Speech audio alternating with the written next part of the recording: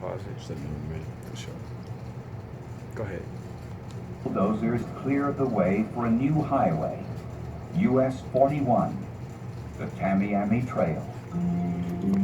The road opens an area of Florida that has been virtually inaccessible to most of the state's population for years.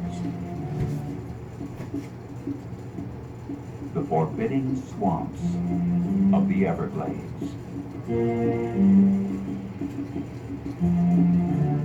In and around these marshes and bogs live remnants of a Native American people who once held at bay the combined might of the United States Army, Navy, and Marines.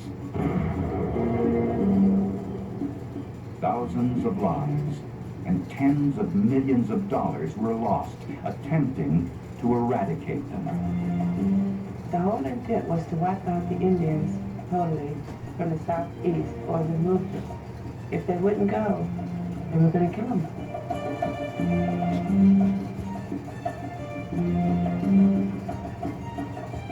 But the people of this land, the Seminoles, stood and fought. They waged a hit-and-run guerrilla war unlike anything America had ever before experienced.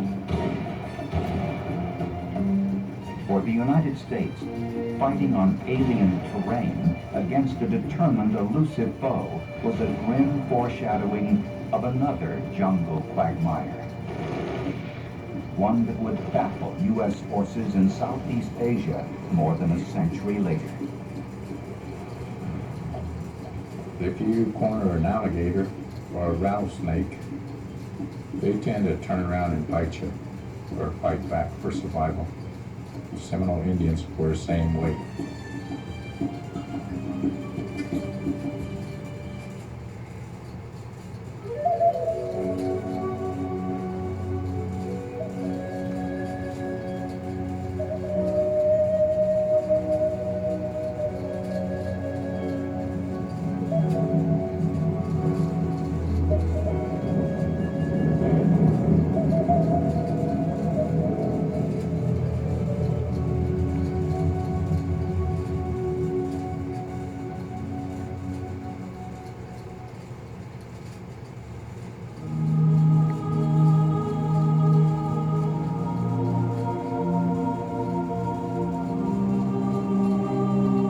Easter Sunday, the year 1513.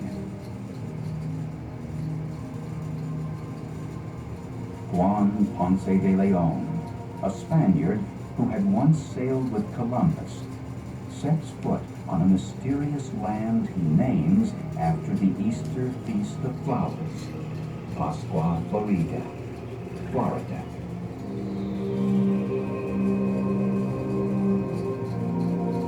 Legend says Ponce de Leon was searching this land for the fabled Fountain of Youth. But in reality, he is just one of many Spanish explorers and colonizers who sailed to Florida for power and plunder.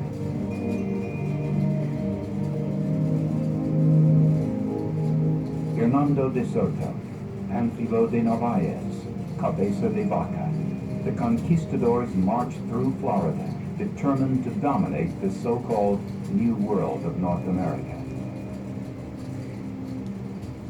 They were for glory, God, and gold. There was nothing else in the equation. Nothing else. And that was what the native people experienced.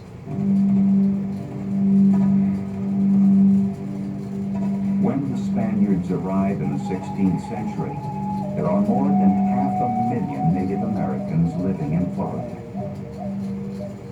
Such people as the Appalachians, the Timucuans, and the Calusas.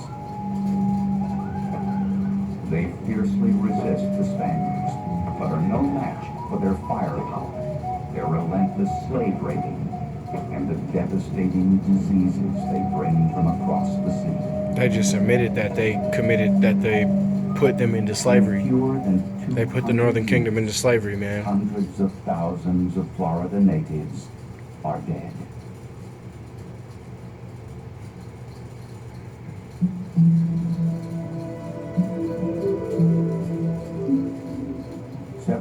1895. On the borders of Spanish Florida, other native peoples are flourishing. The Muskogee-speaking tribes, dubbed the Creek Indians by the British, inhabit at least 60 villages in Alabama and Georgia. But pressures from U.S. settlers had many of them looking for a new home. They join with the few surviving Florida Indians and other tribes who have migrated south to Spanish Florida. All become known as Seminoles, a word meaning renegades. So they were trying to create some coalition and trying to get along with one another. And the government then said, you're all Seminoles. And of course, some of the people didn't understand what they meant by that. All of a sudden, you're this group of people that never existed before. William Bartram, a naturalist traveling throughout Spanish Florida in the late 18th century, marvels at the land of the Seminoles. I can venture to assert that no part of the globe so abounds in creatures fit for the food of man. The Seminoles seem to be free from want of desires. No cruel enemy to dread. Nothing to give them disquietude. All of that is about to change. 1813. Some 200 years later. White settlement drives the Red Stick faction of the Creeks to war. The next year, General Andrew Jackson crushes the Red Sticks at the Right, Battle of Fort bitch ass Union. Andrew Jackson. The Creeks surrender over 2/3 of their territory, 20 million acres, to Jackson and the United States. As a result of Horseshoe Bend battle, many of those people that were left moved to Florida and became a part of what we now know as the Seminole Nation. Among those on the run is a 10-year-old boy who will become a leader of Seminole resistance against the United States. His white father has named him Billy Powell. To his brothers and his enemies. See how Esau gotta always stick their seed in there somehow. Osceola was not a fucking white man, And bro. they came with what they could carry, and they came with shreds of Spooky their coon, lives bro. to try to find Interrupting some my shit. peaceful place where they could put those lives back together. And they thought that that place would be Florida.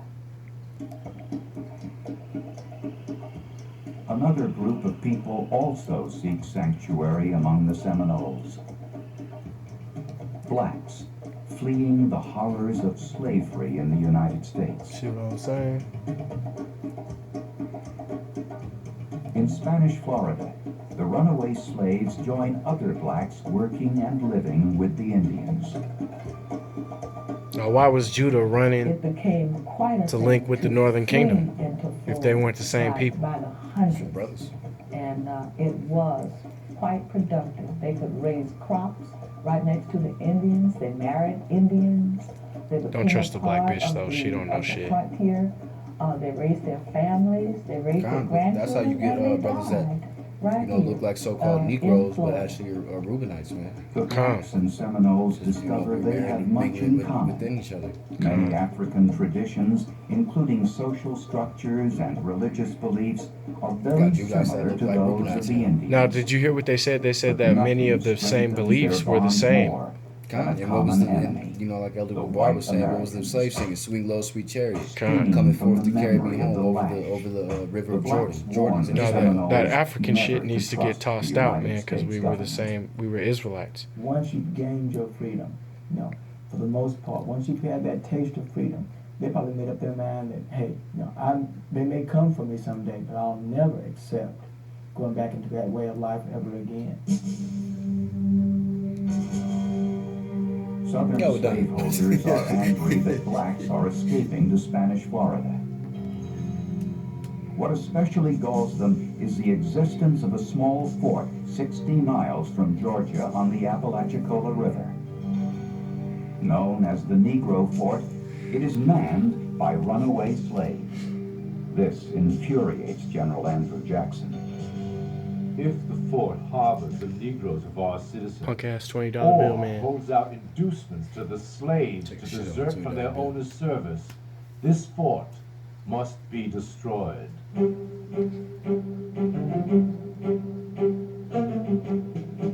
Acting on his own and blatantly On his invading own, the like the territory of government another didn't country. order him to do Jackson it. No, orders an he attack. did do it on his own. It was a complete renegade. It was straight out of the own hatred of his heart, man. July 27, Esau, that 1860. Edomite Driggan dig, Gunboats hurled hatred. 8 cannonballs at the Negro fort. None do much damage. A 9th cannonball is heated in a ship's galley and fired. The ball ignites barrels of gunpowder in the fort. 300 are killed. An American eyewitness writes his father, "You cannot conceive, nor can I describe the horrors of the scene. In an instant, hundreds of lifeless bodies were stretched upon the plain, buried in sand and rubbish, or suspended from the tops of the surrounding pine." After describing the carnage at the fort, the young man adds a postscript. P.S. First-rate land can be purchased in Florida for 50 cents per acre. What speculation? If it should ever be ours, which I think will be the case. For it is not only runaway slaves who are drawing See how American much, money attention they to can make? Spanish Florida. Yeah, It is the promise of more land, Mm-hmm. of a strategic territory that can give the United States control of its coasts and the Caribbean. America needs Florida, one observer notes, like a body needs a foot.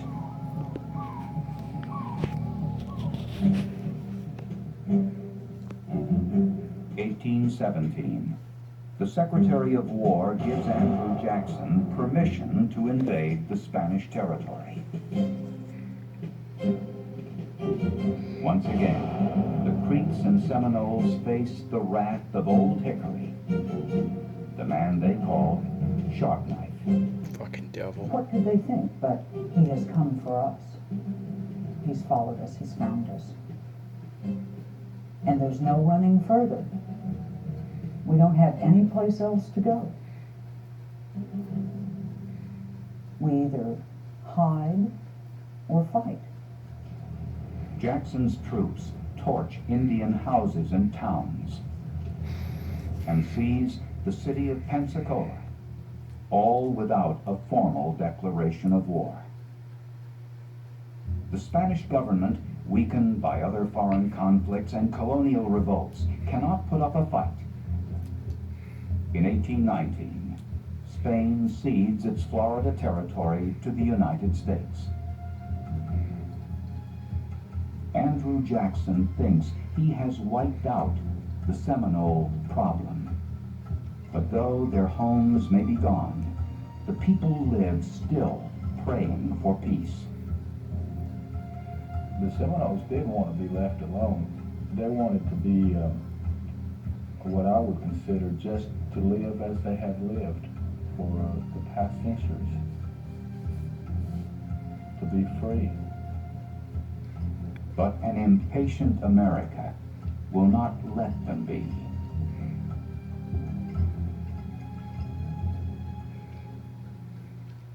Definitely devils.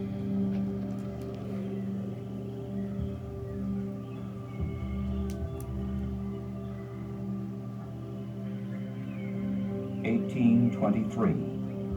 Florida is now part of the United States, and its white citizens constantly clamor. The Seminoles are in the way. They must go, preferably west of the Mississippi River. The Seminoles do not understand why everyone cannot coexist, but they agree to meet with United States officials at Moultrie Creek near St. Augustine to discuss a government mandate that they be moved to a reservation in the center of the Florida Peninsula.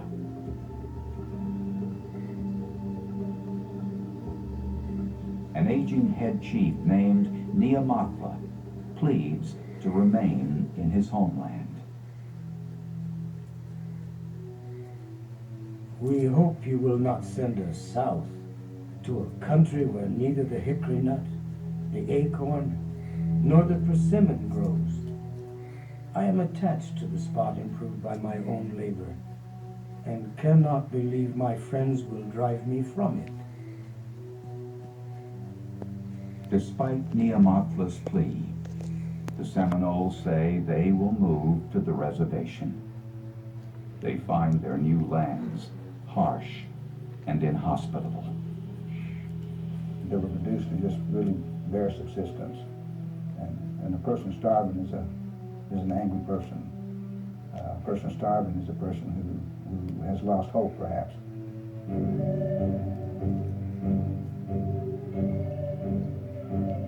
Many of the Seminoles refuse to stay on the reservation. Hungry and frustrated, from time to time, they raid towns and plantations, further infuriating white Floridians.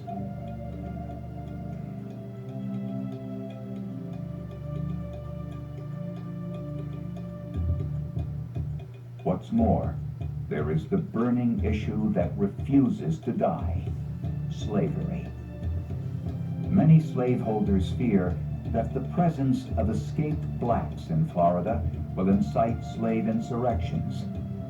Whites are permitted to search the reservation for runaways. Often, they steal away blacks who have never even been slaves. Territorial Governor William Polk Duvall warns the Seminoles. And this fuck nigga became By the president. treaty, you are bound to deliver all the Negroes that do not belong to the Indians. This you have not done. You are not to mind what the Negroes say. They care nothing for you, further than to make use of you to keep out of the hands of their masters. But the Seminoles will not betray their allies and friends. 'Cause we were brothers. And the blacks are determined to stay free. This had been like a piece of heaven to them. They had built, they had harvested, they had reared their children, and here were a group of people coming in saying that we own you.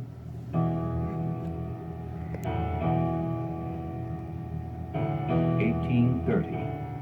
Their old nemesis, Andrew Jackson, is now President of the United States.